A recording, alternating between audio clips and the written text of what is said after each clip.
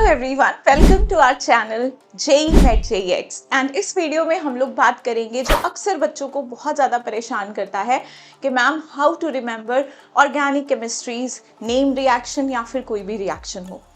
तो इस वीडियो में देखो, मैं आप लोगों को कोई ट्रिक या कुछ मैजिक तो नहीं बताने जा रही हूँ कि किस तरह से आप नेम रिएक्शंस को याद रख सकते हो, लेकिन दिस डिमांड्स प्रैक्टिस।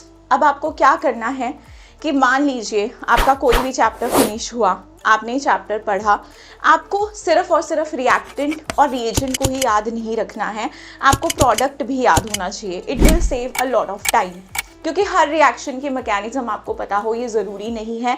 हमारे सिलेबस में जो मैकेनिज्म होते हैं हम उन्हें ध्यान में रखते हैं, लेकिन हर रिएक्शन का मैकेनिज्म हमें याद करने की ज़रूरत नहीं होती है। तो सबसे पहले आप रिएक्शन ही याद करेंगे, मैकेनिज्म भी आपको बाद में पता चलेगा।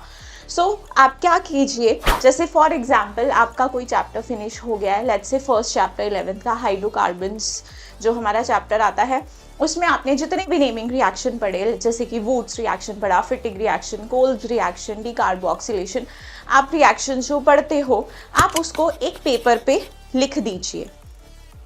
अब उस पेपर को आप क्या कीजिए, जहाँ पर भी आप पढ़ने बैठते हो, जो भी आपका स्पॉट है जहाँ पे आप मैक्सिमम टाइम पाए जाते हो, वहाँ पे उसको पेस्ट कर दीजिए उस पेपर को for a time being.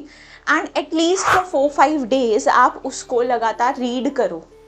Just लिखो मत, आप रीड करो, आप देखना आपकी मेमोरी में वो सारे रिएक्शंस किस तरह से फिट हो जाएंगे।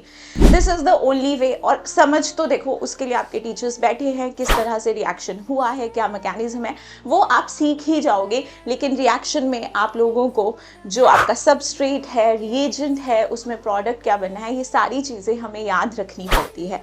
तो ये एक बेस्ट मेथड है जिससे आप लॉन्ग टर्म तक याद रखोगे, और आलतू फालतू ट्रिक से आप इतने सारे नेम रिएक्शन को याद करने की कोशिश करोगे, so that's not possible. So this is my advice to everyone.